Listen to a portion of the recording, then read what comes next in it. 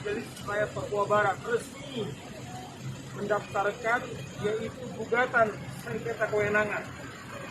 Jelas dalam Undang-Undang Otsus, apa yang sekarang sedang didiskusikan atau sedang dibahas di DPR, tentu menurut Undang-Undang Otsus, menurut kami itu adalah pelanggaran konstitusi. Nah, kami berharap kepada mahkamah, karena di DPR sedang berjalan yaitu pembahasan soal Otsus, menurut kami itu adalah tindakan yang sangat serius melanggar konstitusi. Nah, dasar itulah MRP, kami kuasa hukum meminta kepada Majelis Yang Mulia Negarawan 9 Mahkamah Konstitusi supaya segera menyidangkan dan meminta melakukan putusan provisi, meminta supaya pembahasan yaitu Undang-Undang Otsus nomor 21 tahun 2001, Undang-Undang Otsus Papua, segera diberhentikan. Karena kalau itu tetap dibahas, itu akan menciderai bukan saja lembaga eksekutif dan juga legislatif, tetapi negara ini kemudian dengan terang benderang kemudian melanggar konstitusi.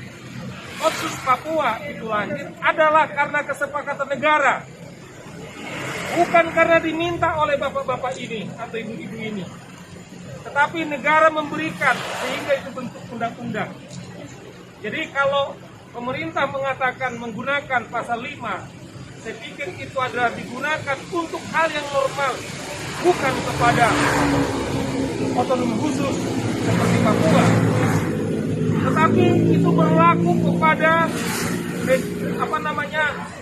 daerah-daerah atau seluruh lembaga-lembaga yang sudah diatur di dalam Otsus Papua.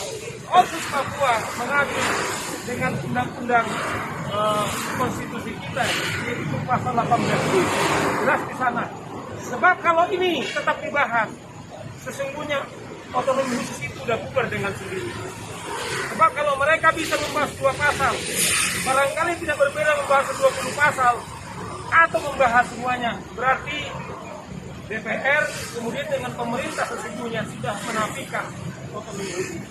Inilah menurut kami sesuatu yang sangat serius pelanggaran yang dilakukan oleh eksekutif, kemudian dengan legislatif, bukan soal 2 pasalnya, tetapi menurut kami adalah mekanisme di dalam pasal 77. Kalau ada perubahan di undang-undang ini, harus melalui banyak orang asli Papua, dan mekanismenya adalah melalui Majelis Rakyat Papua, ditujukan kepada Majelis Rakyat Papua dan DPRP Papua, kepada Presiden, kemudian dan DPR. Jelas di sana adalah tujuannya, tetapi mekanismenya itu adalah dari orang asli Papua dan melalui MRP dan DPRD. Hari ini Bapak Ibu, kawan-kawan pers, kita lihat bahwa MRP Papua dan Papua Barat kemudian kompak bahwa ini mereka adalah lembaga, kalau saya mengutip dari Ketua MRP Papua Barat, mereka sangat patuh kepada konstitusi. Mereka buktikan, bukan membawa ini ke badan-badan internasional, tetapi membawa ini ke konstitusi. Bahwa kita komit untuk menegakkan konstitusi kita. Itu saya kira kawan-kawan sikap daripada MRP Papua dan Papua Barat yang sekarang dipercayakan kepada tim penasihat. Terima kasih. Alasan mereka nggak diajak diikutsertakan kenapa, Bang? Saya pikir tanya mereka kenapa mereka tidak mengajak. Bahkan detik ini kami dengan inisiatif kami menemui semua lembaga. Kami menyurati Menko Polhukam. Bukan kami diundang. Bagaimana sikap proaktif daripada bapak-bapak ini? Saya pikir kawan-kawan jurnalis coba ditanya. Tapi mereka selalu membuka pintu. Bahkan detik ini didaftarkan, mereka masih tetap secara proaktif menyurati lembaga-lembaga.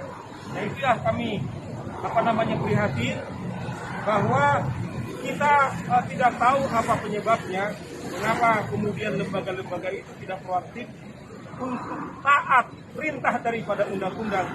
Inilah yang sedang diuji di mahkamah ini. Kami berharap 9 mahkamah negarawan ini kemudian memutuskan secara independen, kemudian fair, dan tentunya juga sesuai dengan hati nurani daripada Bapak.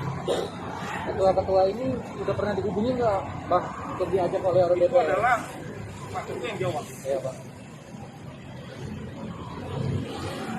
Ya, MRP menyampaikan apresiasi dan penghargaan kepada tim kuasa hukum yang sudah kami percayakan untuk melakukan uji pasal 77 di Mahkamah Konstitusi.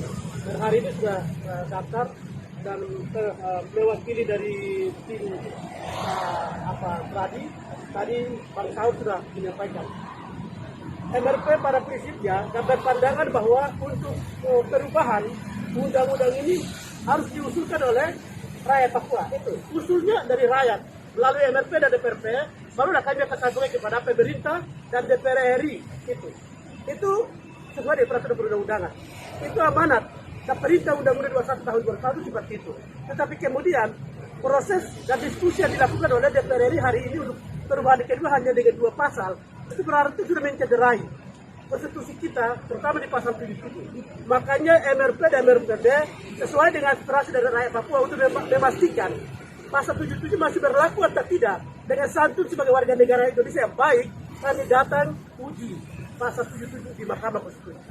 Sebelumnya udah diajak belum sih untuk pembahasan ini di DPR, Bapak? Pada bulan Februari dan bulan Juli tahun 2020, Menteri Dalam Negeri telah menyurat kepada Bapak Gubernur dan MRP dan DPRP bahwa meminta usul saran dari Gubernur, MRP dan DPRP untuk lakukan perubahan kedua Undang-Undang 21 tahun 2001. Tapi menurut Majelis Rakyat Papua, untuk lakukan perubahan itu hak konstitusi rakyat. Harus rakyat yang mengusulkan, bukan MRP, bukan DPRP, dan bukan Gubernur. Karena perintah undang-undang seperti itu, pasal 77 itu sudah final. Pasal 77 mengatakan bahwa usul perubahan itu lakukan oleh rakyat Papua melalui MRP dan DPRP. Dengan demikian, proses yang sedang berlangsung hari ini itu adalah pelanggaran hukum konstitusi kita, yaitu pasal 77. Oke. Masih ada lagi?